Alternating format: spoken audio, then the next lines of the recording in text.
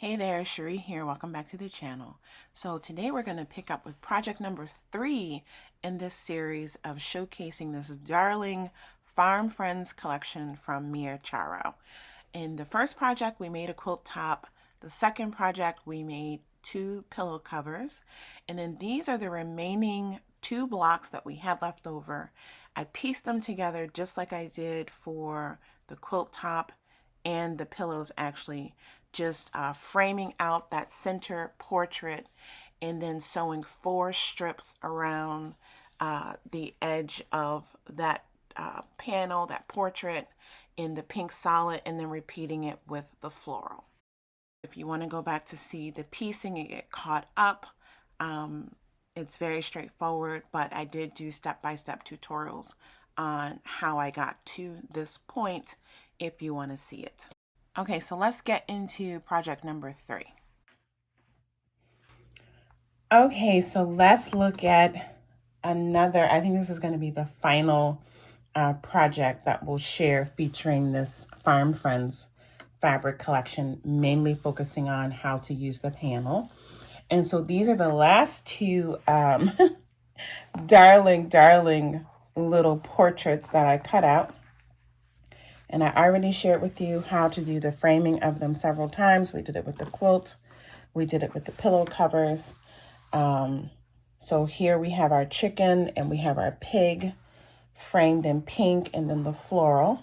And so what I did, I went back and forth. First of all, I thought, well, if you bought the panel, you could, cut out all 8 of these portraits and simply frame them like that and maybe put borders in between and piece them and have actually a really pretty quilt top. So I was almost tempted to go and cut another panel, but I said, no, I'm going to stick with this because I really want to show you how to use just one length and width of panel. And so what I decided to do is turn these into kind of, easy totes, farmer's market bags. You could use them also just, in a child's room to hold store toys. I mean, you could keep these even just, in your kitchen for various things if this fits your color scheme. They're just fun, I think. So we're going to see. Again, this is a freestyle workshop format. I'm just using these blocks now as the template.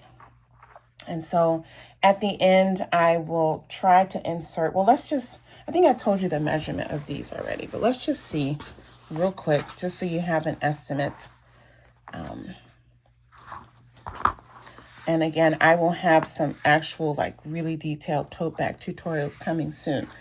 So this one is 17 inches long and or wide and 14 inches long. So 14 by 17 is what this has framed out to be. Now you could have cut this wider, your strips wider to have a bigger tote if you wanted. You could do another ring of framing if you want. I'm just going to leave it like this. It's going to be the size it's going to be. And I'm going to be fine with it. And so what I've done, I've cut out a piece of just the off-white cotton because I'm going to do the same thing that I did with the pillow, where I just go in and just kind of top stitch around these 3 frames. So I'll have 3 concentric rectangles stitching around. And then I've cut out the same thing for the lining, just the plain fabric. So I'll have 4 of these for the front and the back of the 2 bags. And then I have cut out the floral because this will be the back of the outer part of the tote to coordinate with that. So you need 2 of whatever backings you need for your 2 bags, or, and then you'll need 2 of each for your lining and 2 of each for the facing if you're going to top stitch. You could skip this part. You could simply put the interfacing directly on here. You could use batting and quilt this. That would be lovely.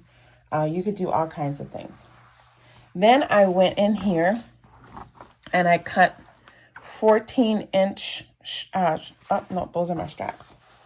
I cut 14-inch by 6-inch panels, and these are for the sides of the bag. And I have, a total of 4 because I'm making 2 bags. So 2 sides for each tote. And then the same thing with the lining. I have a total of 4, so that I have 2 for each of the bags. I cut bottoms. So I've cut 2 in the floral print for the 2 outer bottoms, 2 for the liner bottoms. And these are also the 6 inches wide to match the side width. And then they are, I'll trim these down. I left these longer for now, but they will end up being 17. I left them a little bit longer so that I can ease in if I need to, and I'll show you what I mean. But once I assemble them, I'll attach it and then cut it off. And again, I'm doing this because this is kind of freestyle, and I'd rather have that little bit extra and trim it off versus cut it too short and then have to change or recut this. And then I'm going to put a pocket, and I decided to use this other print from this collection for the pocket. So I've cut 2 of those. My pocket's going to be faced, folded in half. I'll take you through how I'm going to do that. And then the final thing I did is I cut the straps. And so actually I need to cut 2 more of these. But these straps, I cut them. These are about 3.5 inches wide by, and I can't forget, I got to cut 2 more of these, by, what is that? That's 28.5 inches long. And I cut these, you know, I used one of my favorite tote bags to measure the strap, and I cut it about 1 inch longer because then I can adjust it. And sometimes with these cloth bags, I like to put the strap pretty deep down and then do some stitching to really anchor that in. And so I'll show you that, obviously. So now what I'm going to do, all of these things need to be interfaced. I want this, you could leave this just as a soft tote, you know, and not interface it.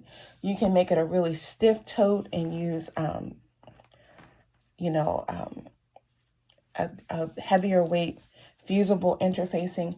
I'm just going to use a lightweight fusible interfacing so it has a little bit of structure, but I don't want it super stiff because I still want to be able to kind of fold it up if I want to. And so, yeah, so I'm going to just cut interfacing, one set of interfacing of all the pieces, the bottom, the sides, the top, and then I'm going to cut interfacing for all the straps because all of them will be interfaced. All right, so let me get that stuff cut. I'll iron the interfacing on to the things that need it, and I'll do the stitching, which I've already shown you in the pillow project, so I'm not going to show it here. And yeah, then we'll get back and we'll start to assemble these little totes. Okay, so I have all the pieces that need to be interfaced, have their interfacing ironed on.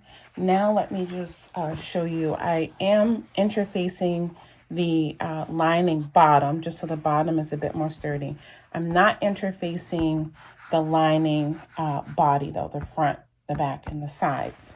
I did interface the pocket, and I'm going to use this.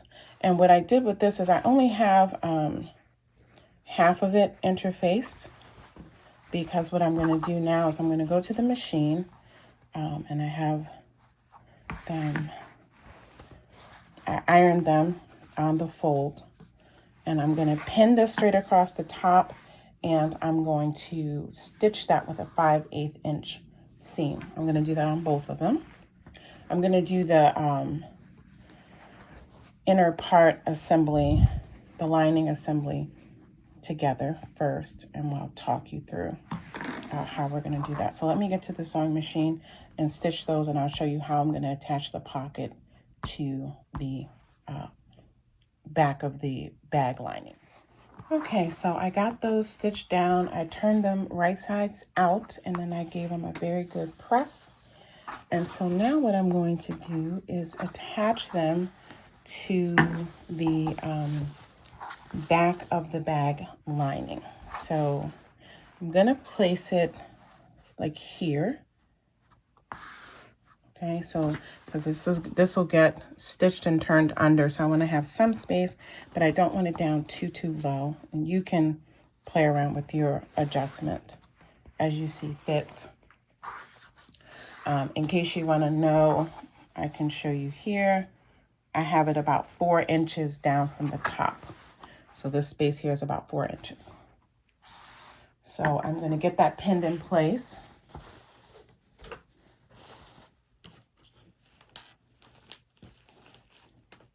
And then I'm going to create 2 pockets. So I'm going to stitch this. Actually, I'm gonna unpin this quickly because I forgot. I like to top stitch right here. So I'm gonna top stitch this first. I'm gonna come back and repin it. But let me just talk you through this. After this is top stitched, I'm going to stitch this down here. Make sure you back tack really good. Sew straight down here, back tack. And then I'm gonna sew across here, back tack, and then up here, back tack. Then I'm gonna, after I get that stitched down, to create 2 separate pockets. You could leave it as 1 long pocket if you want to. I want to have 2 separate pockets. You can divide it, you know, unevenly. You can do 3 pockets. It's up to you. I'm going to stitch it straight down the center here, back tacking on each side to create 2 pockets. All right. Okay, so I've got the pocket attached. As you can see, 2 nice pockets. Next, what I'm going to do is attach the 2 sides. So I'm going to pin that there. Going to pin that there. And I'm going to stitch straight down with a 5/8 inch seam allowance. And then I'm going to come back and I'm going to put the other side of the lining onto these edges and stitch that. Okay, so here it is with the side stitched to the back part of the lining. Now I'm going to attach the front part of the lining. And this is just building that body of the lining part of the bag. So I'm going to pin onto this side, stitch down, and the same thing over here.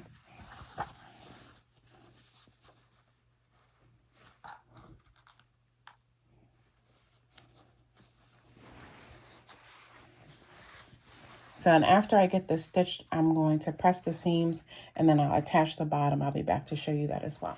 Okay, so now the sides are stitched to the bag, and make sure you're attaching the bottom to the actual bottom and not to the top accidentally. So I'm just going to start at one side, and I'm going to start pinning along the side. And I've left, as I told you in the beginning, a little bit extra. I like to do this. I find it's just easier for me to get it attached, and I'd rather than come in and just cut off any kind of excess. So I'm pinning it down pretty close to that seam edge, but not quite. I'm going to show you why in a second.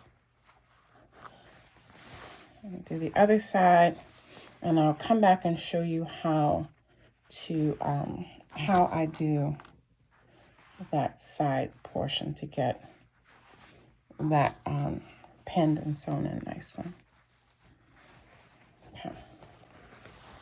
So now I'm going to turn it, and I'm going to come in here, and you're going to have to do some pivoting as you sew to get that attached on. So now I'm going to make sure that I get that up to the actual seam like that.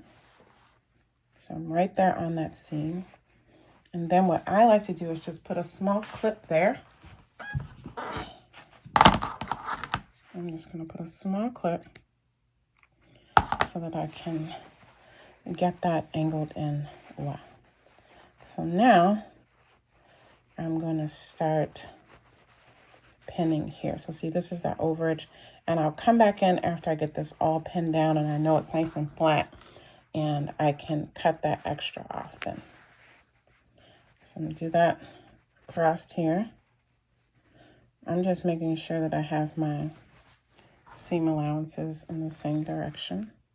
So I can feel that mark there. That's where my seam is there. And then now I'm going to turn it. And then I'm going to come right here to do my little snip. And I'll snip it down. There we go. And then I can start lining this up. And then after I get this all pinned, I'm going to come back and trim off any excess. But I just find that it's easier for me. You can cut it exactly if you want to, but it's just for me. I always feel like it ends up being like just a hair short, and then I'm kind of pulling and stretching, and then I get puckering, and I don't like that. Okay, so now our final step is to get these straps stitched and attached, and then we'll do a round of top stitching along the top of the tote bag to secure these straps and just to give a really clean finish. So just to show you here, I told you in the beginning that, you know, all the different pieces that were interfaced, including the straps, these are fully interfaced. And then what I've done, just to show you here with one, is again, I folded it in half and pressed it really, really good. And then I reopened it and then folded these raw edges into that center that I creased, and then folded it over, just making sure that they were even and that those edges are lining up as best as possible. And then I'm going to stick a few pins in here to help keep them in place. But with the interfacing and with really pressing them, you can see this stays really flat. You know, a lot of times I just use my hands to hold it and guide it. You do what you need to do to get some good straight stitching. So, and I'm simply going to stitch. I'll probably stitch both sides. I like top stitching. At minimum, you need to stitch this closed along here as close to the edge as you can. But I'm going to go back and top stitch that inner side too. I like the way that looks when both sides are top stitched. All right. So I'm going to go back to the iron, fold here, press really good, open, fold, fold, press that down, and then refold at that center and press everything down. All right. Okay, let me get this second one pressed and get this stitched, and I'll show you how to attach the strap to the tote bag. Okay, so I have gotten the straps all top stitched down. They look pretty. And I got here are the two. Let's start with the chicken. So I got this pressed as well as I could. I'll press it and steam it out a bit more once I get it all finished. But you can see here the bottom is attached, the sides are attached. And now what I'm going to do is I'm going to place the straps. I'm actually going to use this seam here. Make sure you don't have your straps twisted. Yeah. And I'm going to use this seam here as my guide, placing it right on the inside, and that's going to be where I'm going to place my straps. So I'm going to do it on the outer side first.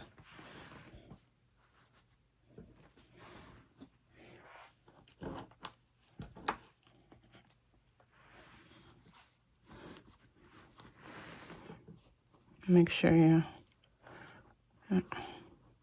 so I got the outer side first, and now I'm going to just flip it over and use that as a guide to place the other strap. And you can put little markers yourself if you need to, little snips, little, you know, dissolving fabric marker marks or chalk marks. I just said again and again, this is just all freestyle, which honestly is how I like to do things, especially these kinds of things.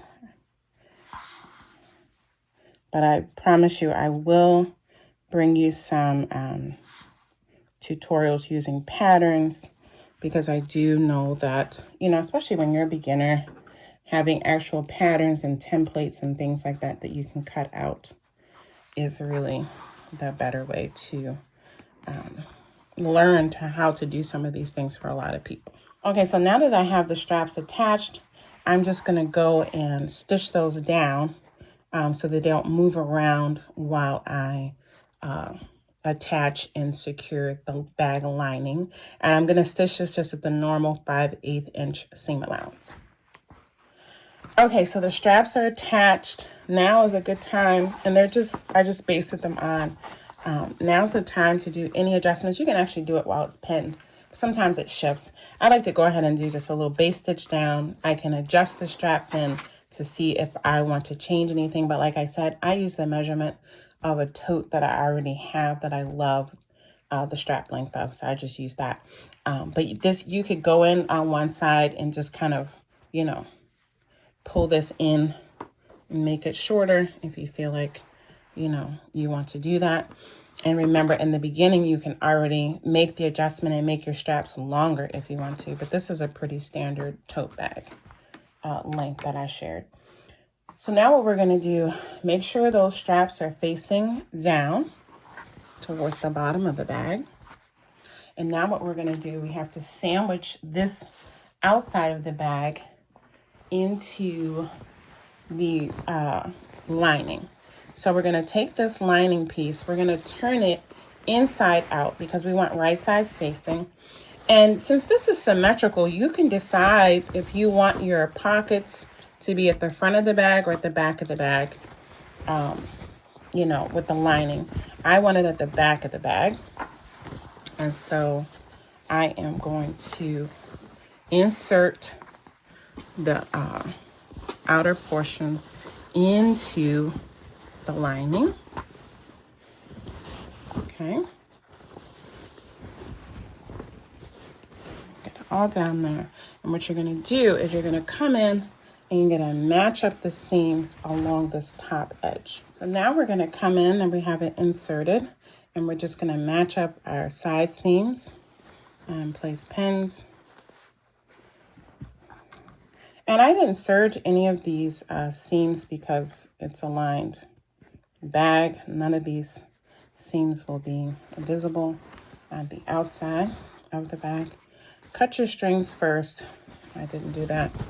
It's a good idea to cut those any excess strings off before you start sewing. I forgot. These are the strings from attaching the straps.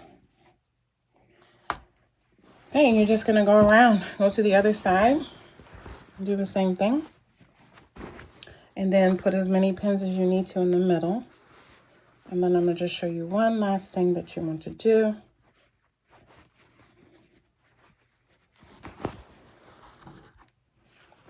But you need to leave an opening.